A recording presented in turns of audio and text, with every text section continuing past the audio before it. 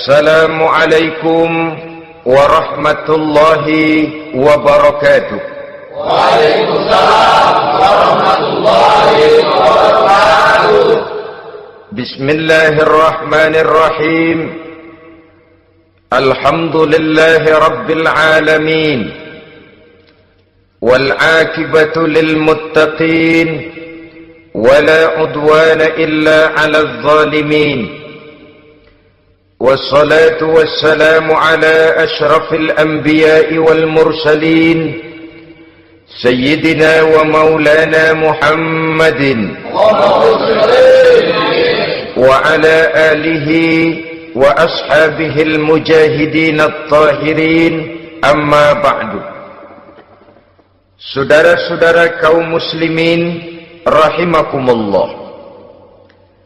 Salah satu kelebihan makhluk bernama manusia, yaitu bahwa Allah subhanahu wa ta'ala menghiasi hidup manusia ini dengan syahwat, atau yang lazimnya kita sebut sebagai hawa nafsu.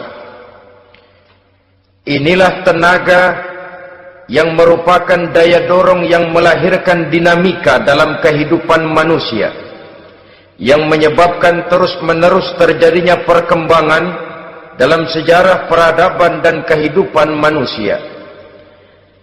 Hawa nafsu bisa melambungkan seseorang kepada puncak kejayaan, dan hawa nafsu dapat menenggelamkan seseorang ke dasar jurang kehancuran yang paling dalam.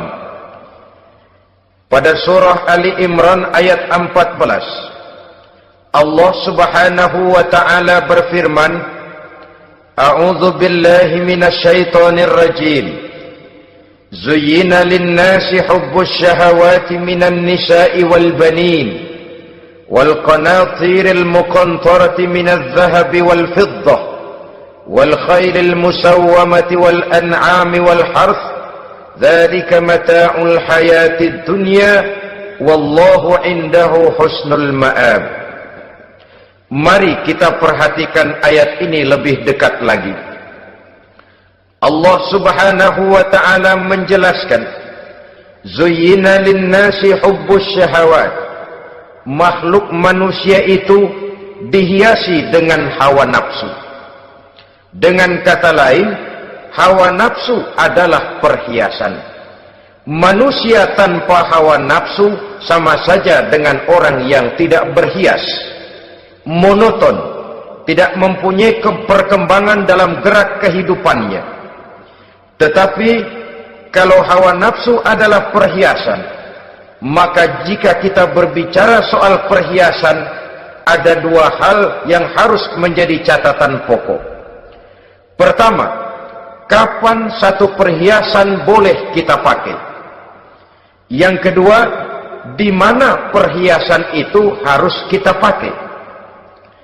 Kalau saudara berdandan rapi, pakai sepatu dengan kaos kaki, celana, jas, pakai dasi segala macam, tapi itu saudara lakukan pada saat saudara akan pergi ke WC, maka saudara sudah memakai perhiasan tidak pada waktu yang tepat.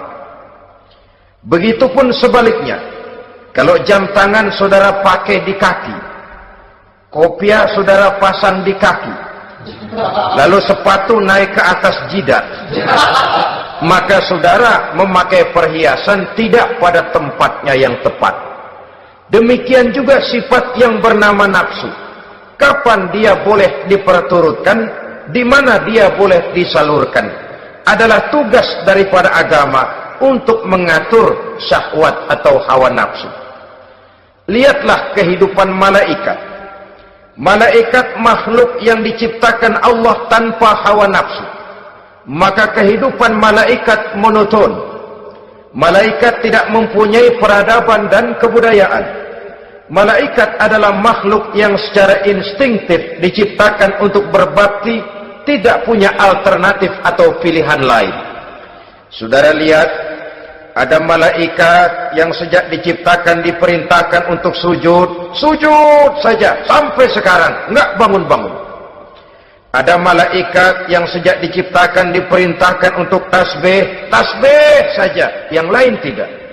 Ada malaikat yang sejak diciptakan diperintahkan mencabut nyawa, nyawa saja urusannya, yang lain tidak. Pekerjaannya monoton, tetapi memang karena tidak ada hawa nafsu, tidak ada kecenderungan malaikat untuk nyeleweng. Belum pernah kita dengar misalnya ada malaikat Jibril korupsi ayat. Ini kelihatannya ayat bagus ini, nggak usah disampaikan kepada bawahan, Muhammad dipakai sendiri saja. Tidak. Kita belum pernah dengar malaikat maut keliru mencabut nyawa orang yang belum waktunya modar. Belum pernah. Malaikat itu ibadun mukramun, la ya'sunallaha fima amarahum wa yaf'aluna ma yu'marun. Maka kehidupan malaikat adalah monoton. Dinamika tidak ada, peradaban dan kebudayaan juga tidak ada. Andai kata bumi dan seluruh isinya diserahkan kepada malaikat untuk mengisinya, barangkali saudara tidak akan pernah kenal jembatan Semanggi, saudara tidak akan pernah kenal Monas, gedung-gedung bertingkat, gedung-gedung pencakar langit. Semua yang menggerakkan itu adalah karena manusia mempunyai hawa nafsu. Nah, kemudian pada kalimat berikutnya Allah memberikan rincian.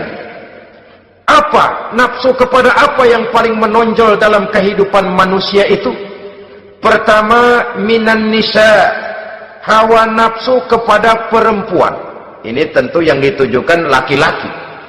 Dimanapun saja makhluk bernama laki-laki, kalau dia normal, tidak impoten, mesti suka kepada perempuan.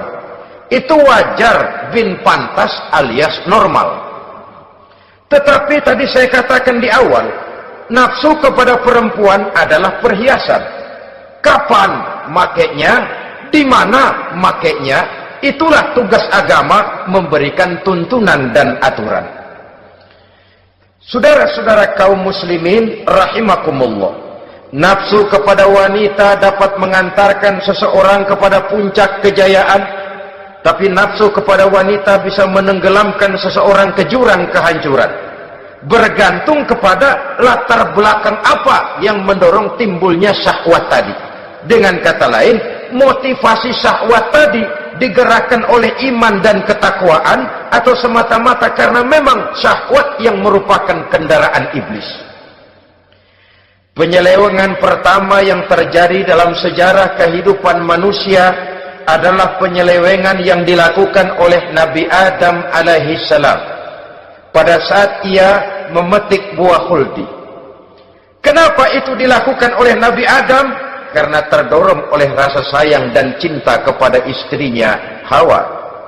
Sebenarnya Hawa lah yang merajuk, Siti Hawa lah yang membujuk, dan Nabi Adam oleh karena syahwatnya kepada istrinya memperturutkan bujukan Siti Hawa itu. Peristiwa Nabi Adam ribuan tahun yang lalu akan terus relevan sampai ke zaman kita sekarang ini. Berapa banyak orang-orang yang karena terlalu ingin menyenangkan istrinya, lalu tidak segan-segan melakukan perbuatan yang menyimpang, baik itu merugikan orang lain, merugikan masyarakat, bahkan merugikan bangsa dan negaranya. Seorang pedagang tidak akan segan-segan menipu, sebaliknya pun begitu. Tidak jarang wanita di dalam kelemahannya bisa menenggelamkan dunia. Seorang suami yang jujur, polos, lugu, sederhana bisa jadi koruptor ulung karena didorong-dorong oleh istrinya. Istrinya barangkali bisa saja dibakar-bakar oleh tetangganya. Suaminya jujur, sederhana, kepala bagian, tempatnya basah tapi melarat. Istri rupanya tidak sabar melihat gaya hidup yang makin konsumtif, persaingan yang makin tajam. Suaminya dikipas-kipasin. Kata istrinya, "Bang, tetangga sebelah kita lakinya pegawai kecil, Bang, tapi gelangnya kayak pelek becak. Abang ini kepala bagian tidak bisa membelikan saya macam itu, percumalah." Kata suaminya, "Ya bagaimana, Bu, gaji saya cuma segitu-gitunya. Ya namanya kepala bagian, apaan, kayak sahabat dulu." Kalau sudah berpikir ke arah ini, artinya sudah ngipasi suaminya untuk melakukan tindakan yang tidak wajar. Saudara-saudara kaum muslimin rahimakumullah, sejak zaman klasik sampai kepada zaman kita sekarang ini, kita melihat kecenderungan syahwat kepada wanita ini. Julius Caesar yang katanya gagah perkasa ternyata tunduk di bawah kaki Cleopatra. Napoleon Bonaparte, the Lion of Europe, singa daratan Eropa, luas kekuasaannya, gagah perkasa tentaranya, kepada siapa dia tunduk? Ke bawah kakinya Margaret Josephine. Demikianlah di zaman kita sekarang, kita melihat di Jepang, betapa Perdana Menteri Uno didesak mengundurkan diri dari jabatan Perdana Menterinya oleh karena terlibat skandal dengan geisha. Kita juga melihat di Amerika, betapa Senator Gary Hart dari Partai Demokrat yang masih muda, jenius, diharapkan masa depan Amerika lahir dari tangannya, terpaksa mengundurkan diri dari calon presiden oleh karena terlibat skandal dengan Donna Rice. Kita juga menyaksikan betapa parlemen dan kabinet di Inggris sempat geger oleh karena skandal Pamela Bordes, pelacur kelas kakap yang melanglang buana mencari sasaran-sasaran kakap. Ini adalah kisah kejatuhan yang diakibatkan oleh hubbus syahawat minan nisa. Oleh karenanya benar jika Nabi kita menyatakan an-nisa'u imadul bilad, wanita adalah tiang negara. Jikalau baik wanita, baik negara. Jikalau rusak wanita, hancur negara. Kalau syahwat kepada wanita cuma semata-mata karena syahwat, maka seorang laki-laki akan memandang wanita cuma sekedar alat pemuas hawa nafsu. Nilainya rendah. Sedangkan agama kita mengajarkan ma akraman nisaa illa karimun wa ma ahanan nisaa illa laimun, kata Nabi. Tidak akan menghormati kaum wanita kecuali orang-orang yang terhormat, dan tidak akan merendahkan derajat kaum wanita kecuali memang orang-orang yang rendah moralnya.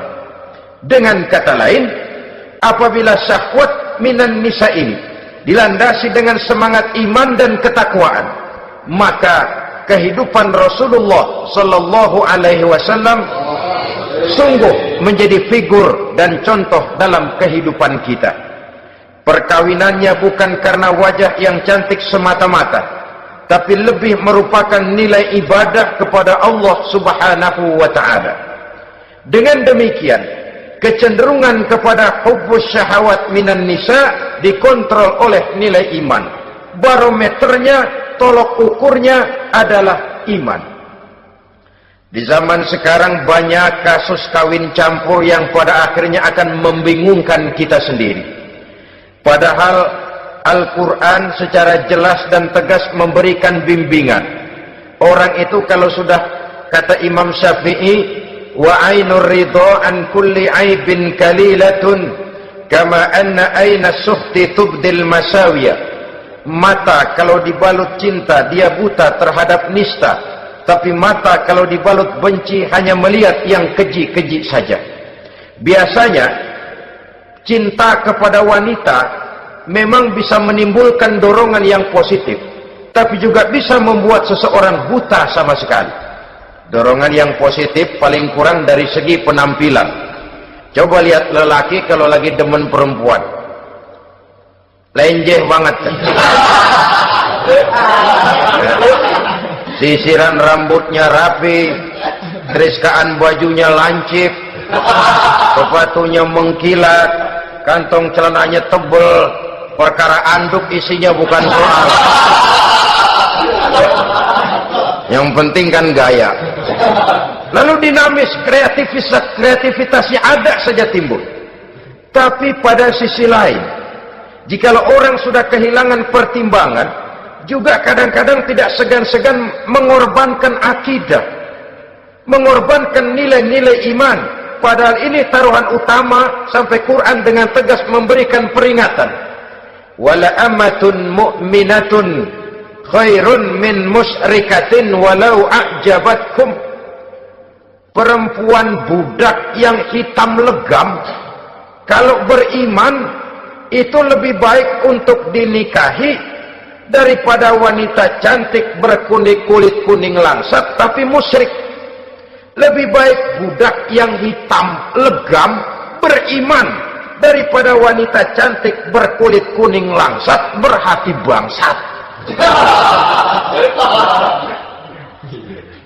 Tapi kita kadang kehilangan pertimbangan karena agama, karena cinta agama digadaikan, karena cinta akidah terjual, karena cinta keyakinan jadi korban.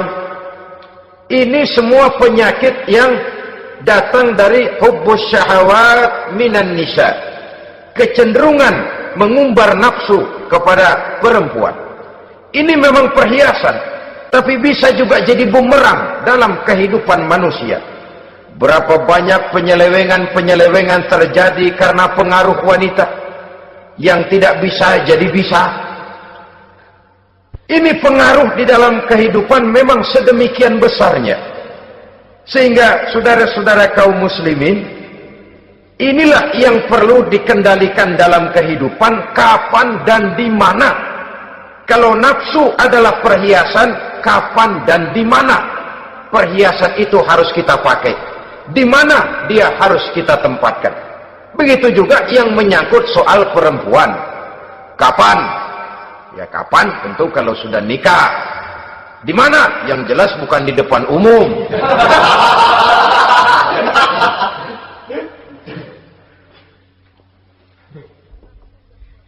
Ini nafsu yang pertama, minan nisa.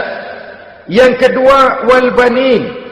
Dihiasi juga manusia dengan kecintaan kepada banin. Makna banin di sini ay al-aulad, anak-anak laki. Kenapa disebut banin, anak-anak laki? Karena pertama, sering anak laki itu lebih jadi kebanggaan buat orang tuanya ketimbang anak perempuan. Sebabnya apa? Pertama, faktor nasab, silsilah lebih kuat kepada laki-laki ketimbang perempuan. Yang kedua, faktor cita-cita. Orang tua kalau punya anak laki-laki, cita-citanya panjang. Nak, kau nanti jadi dokter ya, nak jadi insinyur ya, nak jadi pilot ya, nak jadi pengusaha ya, nak jadi presiden ya. Tapi kalau dia punya anak perempuan, paling ya nak, mudah-mudahan nanti kamu dapat jodoh orang baik nak, dapat jodoh orang soleh. Saudara-saudara, yang ketiga, anak perempuan itu kalau sudah berkeluarga biasanya pindah kepada lingkungan keluarga lain, sehingga orang berkata punya anak perempuan banyak sebenarnya seperti agen. Artinya ada yang mau bawa, kan gitu. Ada yang minta ambil, ada yang berminat buntel. Paling dia nengokin orang tuanya ya lebaran. Ya syukur kalau sebulan sekali atau seminggu sekali, tapi minimnya kan lebaran. Dengan demikian dari garis nasab ini lebih kuat al-banin ketimbang al-banat. Manusia dihiasi dengan kecintaan kepada anak-anak. Sering karena terlalu cinta kepada anak, kita menjerumuskan anak. Terlalu sayang kepada anak, segala maunya kita perturutkan tanpa kendali dan kendala. Akhirnya sifat yang demikian itu malah mendorong anak untuk manja, tidak percaya kepada kemampuan yang dimilikinya, selalu mengandalkan kepada kebesaran, kemampuan daripada orang-orang yang dibanggakannya itu, dan dalam kondisi demikian kedewasaan dan tanggung jawabnya akan lambat berkembang. Maka Allah Subhanahu wa ta'ala memperingatkan bahwa harta dan anak bisa menjadi fitnah. Dalam ayat lain Allah juga memperingatkan, ya ayyuhalladzina amanu la tulhikum amwalukum wa auladukum an dzikrillah. Wahai orang-orang yang beriman, jangan sampai hartamu dan anak-anakmu memalingkan kamu daripada mengingat Allah. Jangan sampai kesibukanmu kepada anak dan harta benda menyebabkan kamu sampai lupa mengingat Allah Subhanahu wa ta'ala. Berapa banyak manusia yang tenggelam dengan melupakan Allah, jauh dari agama, jauh dari tuntunan syariat, oleh karena disibukkan oleh persoalan anak dan persoalan harta benda. Maka satu-satunya jalan, jikalau kita tidak ingin anak kita sampai memalingkan kita daripada mengingat Allah, nilai-nilai keimanan harus ditanamkan kepada mereka sedini mungkin. Dengan bekal ini, maka mereka, anak-anak kita, insya Allah tidak akan membuat kita orang-orang tua ini berpaling daripada mengingat Allah, berpaling daripada kehidupan beragama. Memang karena anaklah kita orang tua peras keringat banting tulang, pergi pagi pulang sore cari nafkah. Karena anaklah kita orang tua, kepala jadi kaki, kaki jadi kepala. Asal mereka bisa menikmati hari depan yang lebih baik dari yang kita nikmati sekarang ini. Tapi berapa banyak juga orang-orang tua yang tidak sadar akan amanah berupa anak ini. Mereka lalai, mereka bersikap masa bodoh, padahal tidak akan ada yang tidak dipertanggungjawabkan di hadapan Allah Subhanahu wa ta'ala. Orang tua bisa mendapat pensiunan pahala kalau anaknya tumbuh menjadi anak yang soleh. Tetapi orang tua pun bisa saja masuk neraka karena anaknya menjadi anak yang kurang ajar dan orang tuanya sama sekali tidak pernah memberikan pendidikan yang sebagaimana mestinya. Saudara-saudara kaum muslimin rahimakumullah, kita tentu berharap memperoleh pensiunan pahala dan bukan mendapat tambahan dosa dari kekurang ajaran anak-anak kita akibat kita sebagai orang tuanya tidak pernah mau mendidik mereka. Dalam hadis ada diriwayatkan, ada anak kurang ajar, sembahyang tidak, puasa ibadah tidak, kenal Allah tidak, beriman pun tidak, dosa kelewat banyak, kejahatan berkarat. Di akhirat nanti disidang dia, ditanya, kamu kenal siapa Tuhanmu? Tidak. Kamu tahu siapa nabimu? Tidak. Kitab sucimu apa? Tidak tahu. Kiblatmu di mana? Tidak ada. Kamu sholat? Tidak pernah. Kamu puasa? Tidak pernah. Wah, kalau begitu kamu rusak sekali.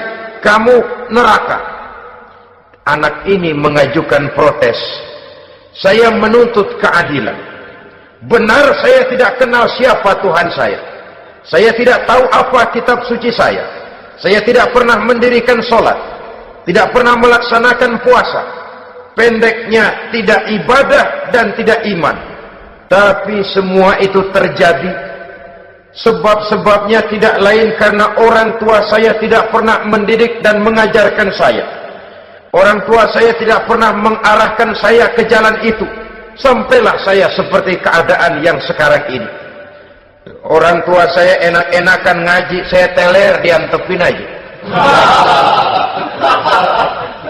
Orang tua saya memegang kitab, saya megang botol. Dia tahu, dia diam saja. Dia tahu dan dia tidak memberikan peringatan. Karena orang tua saya lah, maka saya jadi seperti sekarang ini. Kalau saya harus masuk ke dalam neraka, saya menuntut keadilan agar orang tua saya juga ikut bersama saya gabung ke dalam neraka. Orang tuanya yang baik-baik dipanggil, sudah mau berangkat ke surga nih orang tua, dipanggil, "Ntar dulu mas, ini dulu." Mau kemana, gancang banget? Surga pak, nanti dulu urusan belum beres. Ini benar anakmu ini. Dilihat anaknya, iya anak saya ini. Waktu di dunia nggak pernah diajarin ngaji, nggak pernah.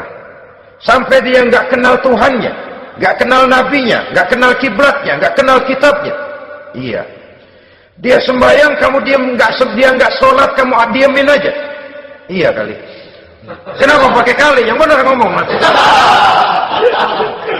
Ramadan dia nggak puasa, kamu nggak tegur, kamu diam saja. Iya. Wah, kamu nggak tanggung jawab. Kamu tahu anak itu adalah amanah.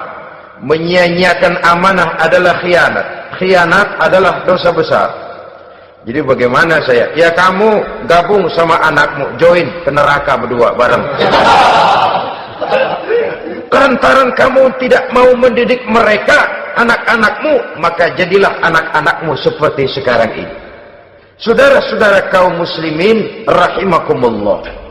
Sebaliknya, jikalau anak-anak kita yang kita cintai ini, yang merupakan buah hati belahan jantung, tumbuh dan berkembang menjadi anak-anak yang soleh, yang bermanfaat bagi masyarakatnya, bagi agama, bangsa dan negaranya, kita orang tuanya bolehlah tentram menerima pensiunan pahala.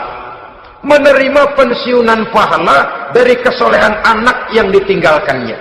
Alangkah nikmatnya mendapat pensiunan pahala. Terbaring kita di bawah pohon kemboja, nilai kebaikan kita dikenal orang, nama kita akan tetap hidup. Oleh karena kita meninggalkan anak-anak yang tumbuh menjadi generasi yang soleh, bukan anak yang salah. Oleh karenanya, kecintaan kepada anak jangan sampai membuat kita lalai dari mengarahkan mereka kepada kehidupan beragama. Di zaman sekarang ini, kecenderungan kita mengarahkan anak pun sudah kepada kecenderungan yang berbau materialistis. Maka yang ramai bagaimana anak bisa mengejar program MBA, Master of Business Administration, supaya keluar bisa jadi manajer. Bagaimana anak lalu kursus komputer, supaya keluar menjadi tenaga yang canggih di bidang komputer. Ya, kalau dia perempuan cantik, bagaimana dia bisa masuk Akademi Sekretaris and Management, supaya bisa jadi sekretaris. Atau bagaimana dia bisa masuk sekolah nyanyi, supaya nanti jadi penyanyi dengan tarik suara, uang lalu mengalir ke dalam kocek jutaan nilainya. Maka yang ramai pun hal-hal yang semacam itu. Dalam pada itu, pengajian, kursus-kursus keagamaan, study club yang membicarakan masalah-masalah agama, ramainya kadang-kadang kalau bulan Ramadan, dianggap training center. Ya lumayan, daripada tidak sama sekali mah lumayan. Tapi dengan demikian ini kan merupakan bagian terpokok dari kehidupan manusia. Alangkah idealnya jika dia mengantongi gelar MBA, Master of Business Administration, tapi punya nilai iman yang tangguh, ahli komputer, tapi punya keyakinan beragama yang mantap. Saudara-saudara kaum muslimin rahimakumullah, kecintaan kepada anak-anak sering mendorong seseorang untuk menimbulkan sifat nepotisme. Segalanya serba garis keturunan. Sejak ia jalur birokrasi sampai ke dalam kehidupan sehari-hari, nepotisme ini bisa terlihat. Orang kehilangan kondisi objektivitasnya.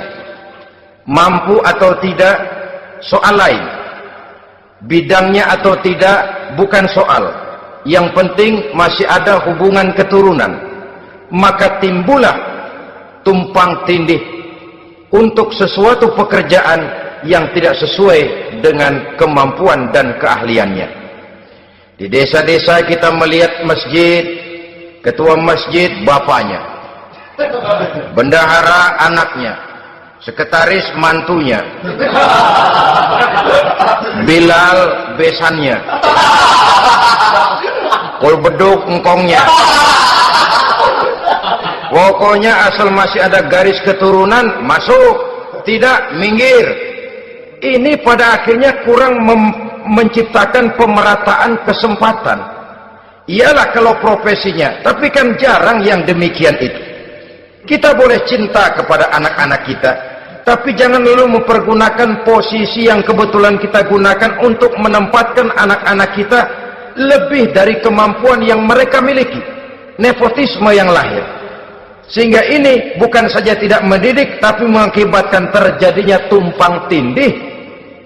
Tidak lagi berprinsip the right man on the right job, bahwa orang harus ditempatkan sesuai dengan keahliannya, tapi kita sudah berpikir subjektif. Ahli atau tidak ahli, asal masih berbau keturunan, ayo silakan. nepotisme yang akan lahir. Oleh karenanya, mencintai anak adalah sesuatu yang merupakan perhiasan di dalam kehidupan. Wajar, tetapi harus kita menempatkannya sesuai dengan semestinya. Ini yang kedua. Yang ketiga, nafsu yang menghiasi hidup manusia itu adalah nafsu kepada wal qanatiril muqantarati minadz zahabi wal fiddah. Al qantarah ay al malul katsir. Kecintaan, kesenangan, nafsu kepada harta benda yang banyak daripada emas dan perak. Ini tentu sesuai dengan situasi dan kondisi.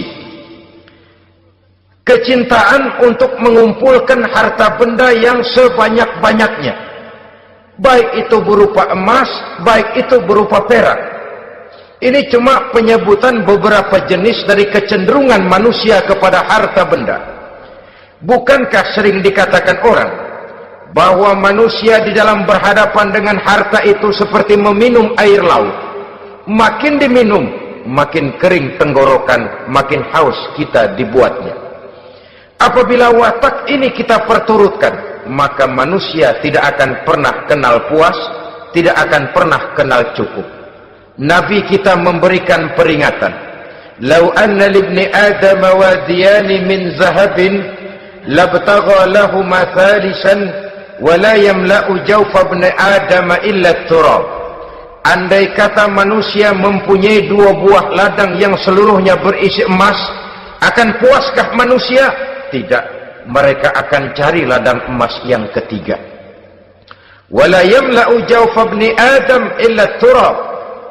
Sungguh mulut manusia ini tidak akan pernah penuh terisi kecuali kalau sudah disumpal dengan tanah.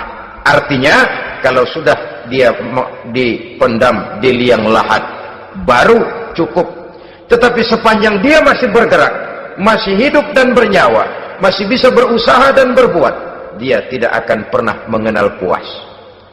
Ini akan mendorong manusia terjebak kepada menghalalkan segala cara untuk mencapai tujuan. Yang penting kaya, kan begitu. Dan cepat. Sebab sekarang orang sering motong kompas. Yang penting kan cepat kaya. Soal cara, kalau jujur aja mah, sampai kapan mau kaya? Perkara itu renten, bukan soal. Perkara itu judi, tidak jadi masalah. Perkara itu korupsi, menyangkut hak orang banyak, bukan soal. Yang penting cepat kaya. Dan anehnya lagi, tidak malu menumpuk kekayaan dengan cara yang tidak wajar. Ya kan orang hidup bermasyarakat tuh bisa dianalisa tuh. Emang usahanya apa sih? Gajinya sebulan berapa sih? Kok bisa gitu-gitu bener sih? Dari mana sih? Secara langsung orang tidak berani bertanya, tapi dari mulut ke mulut akhirnya tersebar jadi rahasia umum. Si Ano kan punya Ano, dia Anonya seano.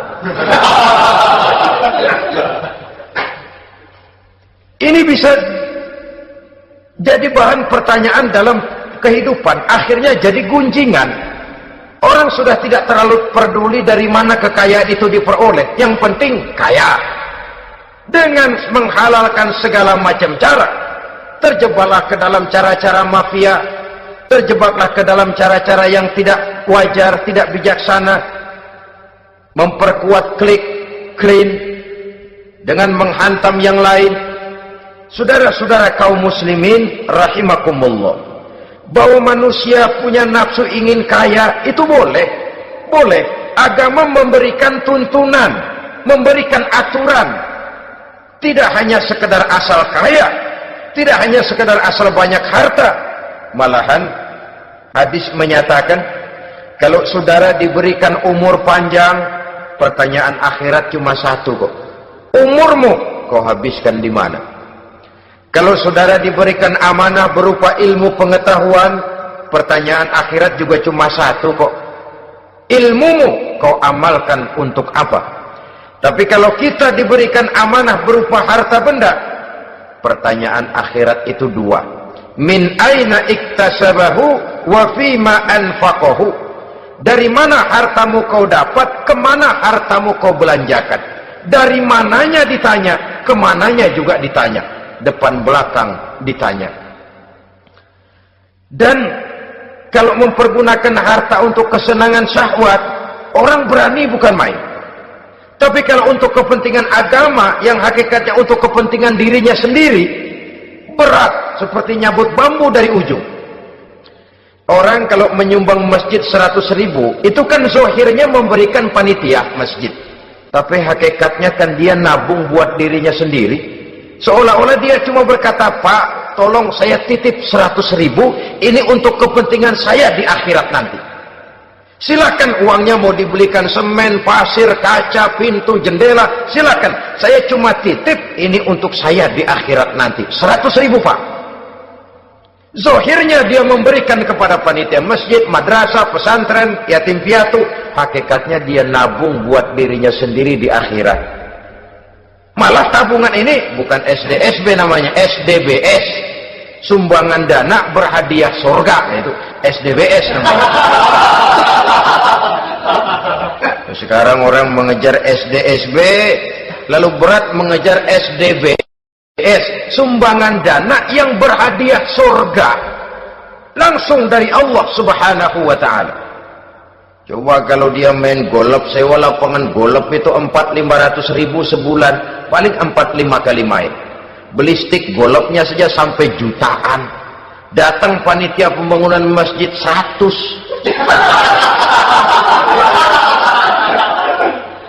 Minta didoain masuk surga lagi. Surga 100.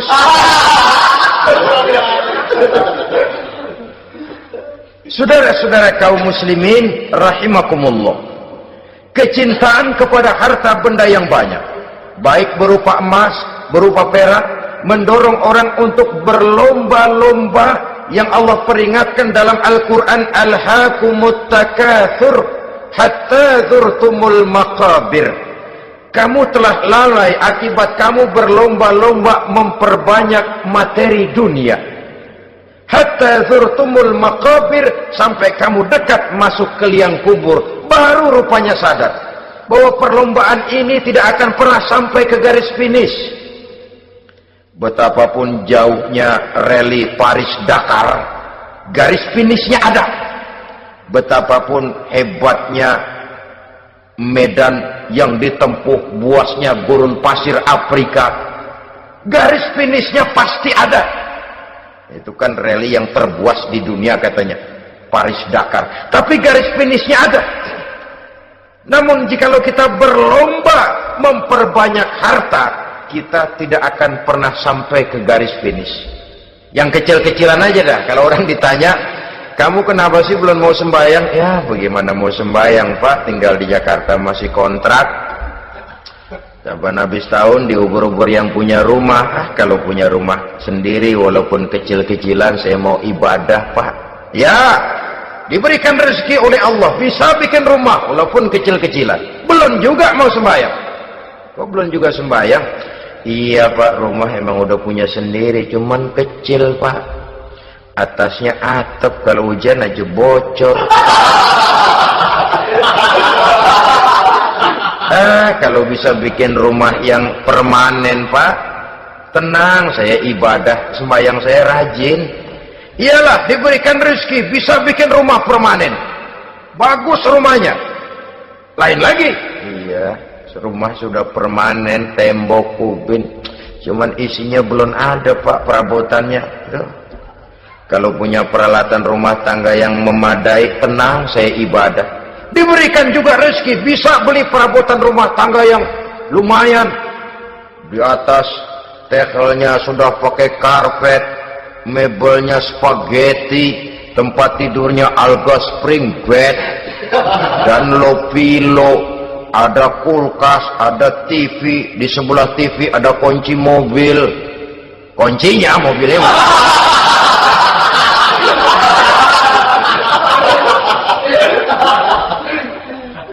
Bagaimana? Sekarang sudah cukup perabotan? Perabotan sudah ada, Pak, cuman kendaraan belum punya ini. Kemana-mana masih ngukur jalanan aja. Kalau punya kendaraan enak, kemana-mana cepet Pak, mau ke masjid juga getap dah, rajin. Diberikan rezeki, bisa beli kendaraan, lain lagi nanti. Sudah punya sepeda, pengen punya motor, kepengen punya mobil, kepengen punya pesawat terbang, pengen punya kapal induk. Sudah punya kebun, pengen beli sawah, sudah punya sawah, pengen punya gunung, sudah punya gunung, laut diborong. Perlombaan materi tidak akan pernah membawa kita ke garis finish, karena sifatnya sangat abstrak, bahkan akan mendorong kita seperti gurita, cenderung kepada penyakit tamak bin rakus alias serakah. Dengan demikian saudara-saudara, bahwa kecintaan kepada harta merupakan nafsu, dan nafsu itu adalah perhiasan, dia bisa menjadi daya dorong positif. Kalau dalam upaya memperoleh harta itu kita tidak akan keluar dari tujuan keridhaan Allah. Saya cari nafkah, tapi yang Allah ridho. Saya ingin kaya, tapi dengan cara yang Allah ridho. Ini kunci yang akan menyelamatkan kita manusia dari perangkap menghalalkan segala cara. Ini yang ketiga. Yang keempat, dihiasi manusia itu dengan nafsu kepada wal khailil musawwamah, kuda yang bagus, kendaraan yang bagus, kuda yang terpelihara. Al musawwamah ada yang mentafsirkan ar-ra'iyah. Ar-ra'iyah itu yang digembalai, binatang ternak, kuda yang digembalai atau kuda yang diikat. Artinya, kalau dulu kan yang namanya tuan-tuan tanah itu baru dibilang bejeger kalau kemana-mana naik kuda. Jet set zaman dulu itu udah kelompok jet set itu kendaraan. Kalau sekarang baby benda, dulu mah kuda band.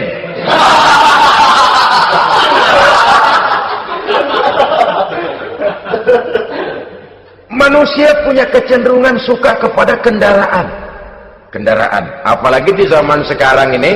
Wah, iklan-iklan itu kan sangat menggoda kita, melayani segala macam bentuk penjualan. Nah, ini lalu terangsang biar duit cekak. Kalau udah ngebaca itu, wah berani banget dah. Tahu duit nggak mungkin cukup, tapi begitu baca melayani segala macam bentuk penjualan dengan fasilitas ringan. Nah, jadi dah. Jadi juga punya mobil, jadi dah. Perkara utang itu bakal nyekek leher, bukan soal. Kasihan saudara-saudara kita di daerah-daerah yang terjebak kepada iklan-iklan merangsang yang akhirnya di luar kemampuan, sehingga terjebak. Pada saat dia harus mengembalikan kredit, dia tidak mampu, barang disita, uang hangus, nyengir deh. Bekipas sembari tahlil. Habis arang besi binasa. Bahwa kita menginginkan kendaraan yang serba baik, silahkan.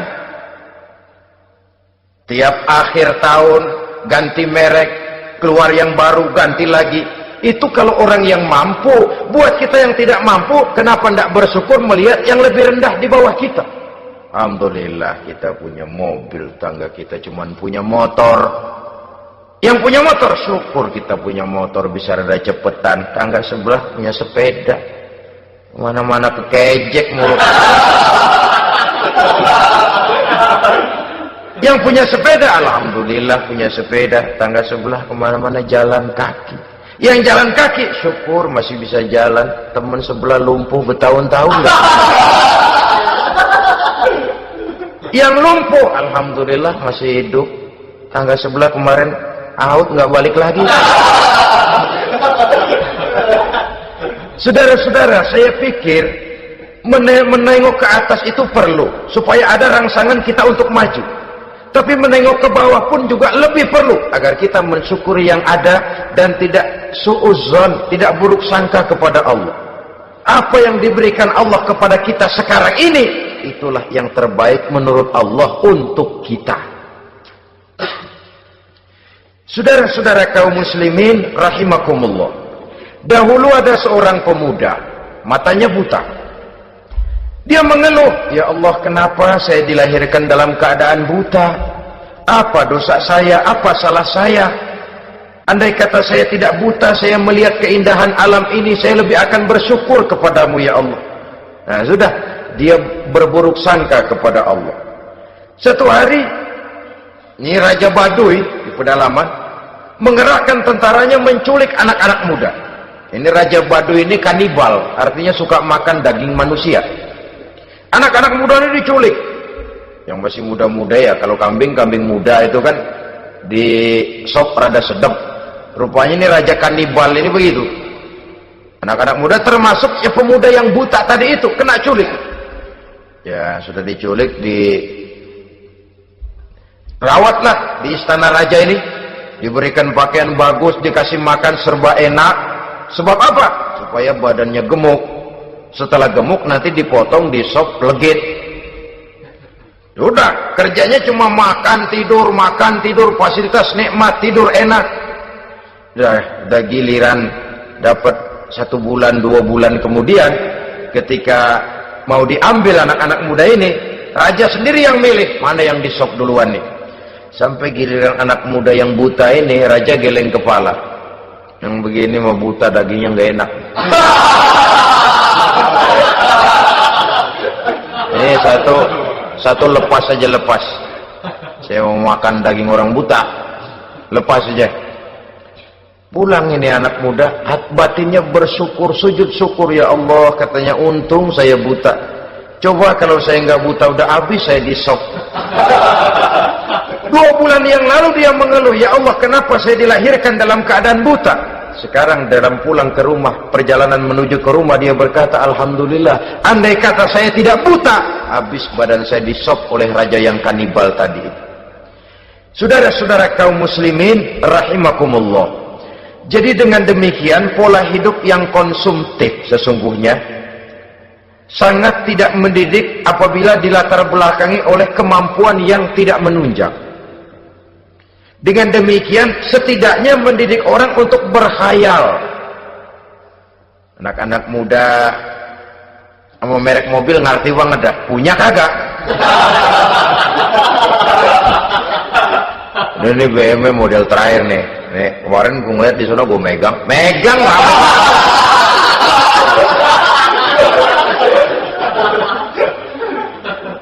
Tulul amal ini kalau tidak diimbangi dengan saluran yang positif, dia akan terjebak kepada penyakit tulul amal, panjang angan-angan. Baiklah ya, wal khailil musawwamah. Yang keempat, yang kelima maksud saya, wal an'am, cinta kepada binatang ternak. Manusia ini kan punya kecenderungan macam-macam. Setelah rumahnya bagus, hartanya banyak, kendaraannya cukup, ingin beternak.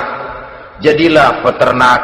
Ini kecenderungan manusia, wajar saja sepanjang didapat dan dilakukan dengan cara-cara yang wajar. Wal hars, dan tumbuh-tumbuhan, bertani, bersawah, berladang, itu merupakan kecenderungan daripada manusia. Keseluruhan itu, kata Allah, kecintaan kepada wanita, kepada anak, kepada harta benda, kepada kendaraan, kepada binatang ternak, kepada tumbuh-tumbuhan, dzalika, semua itu mata'ul hayatid dunya, merupakan kesenangan hidup dunia. Berapa lama kesenangan hidup dunia? Sebentar, seumur manusia. Seumur manusia. Bahkan kadang-kadang pada saat dia masih hidup pun orang tidak sepenuhnya sempat menikmati kesenangan hidup dunia. Apabila ajal datang, selesailah kehidupan dunia sampai di situ. Orang-orang kafir, buat mereka surganya di dunia ini. Bila kehidupan di dunia selesai, selesailah sudah surganya sampai di situ. Kesemua itu, kata Allah, merupakan kesenangan daripada kehidupan di dunia. Wallahu indahu husnul ma'ab, dan Allah mempunyai tempat kembali yang sangat baik. Nah, setelah Allah menjelaskan semua itu, pada ayat yang ke-15 Allah memberikan jalan keluarnya. Memperturutkan nafsu kepada wanita, anak-anak, harta benda, kendaraan, binatang ternak. Bijaksanakah itu? Dalam ayat ke-15 surah Ali Imran ini, Allah memberikan penjelasan tuntas. Qul a'unabbi'ukum bi khairim min zalikum. Katakan kepada mereka Muhammad, maukah kamu aku beri kabar yang lebih baik dari semua itu? Lebih baik daripada kesenanganmu kepada wanita, kepada anak-anak, kepada harta benda, kepada kendaraan dan sebagainya. Mau kamu aku beritahu yang lebih baik daripada semua itu? Jawaban tentu mau. Kalimatnya bukan ukhbirukum, a'unabbi'ukum. An-naba itu berita yang besar. Lain dengan al-khabar, itu berita biasa saja. An-naba, sehingga pembawa berita disebut nabi. Dari naba yanbi, pembawa berita yang benar. A'unabbi'ukum, maukah aku tunjukkan kepada satu berita yang benar-benar besar dan benar-benar lebih baik dari yang semua disebutkan tadi. Apa jalan keluarnya? Lillazina taqaw 'inda rabbihim jannatun tajri min tahtihal anhar.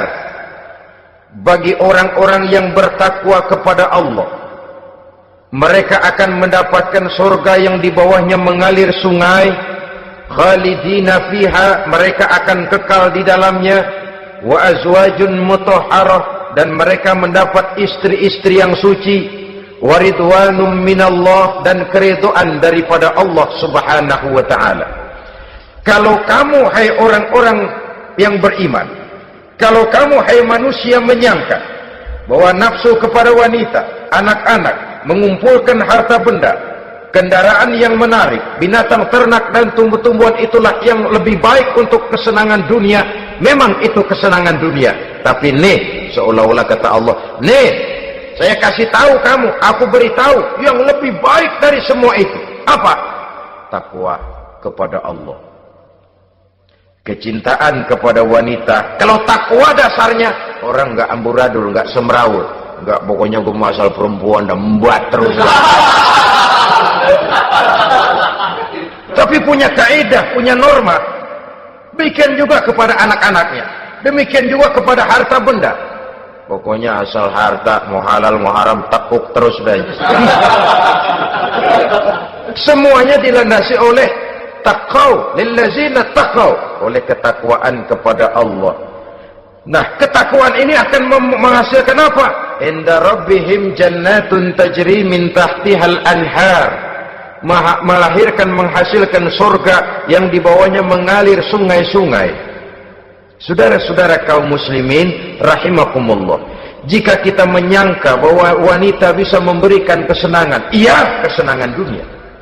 Jika kita menyangka bahwa harta benda bisa memberikan kesenangan, iya, kesenangan dunia. Jika kita menyangka bahwa kendaraan bisa memberikan kesenangan, iya, kesenangan dunia.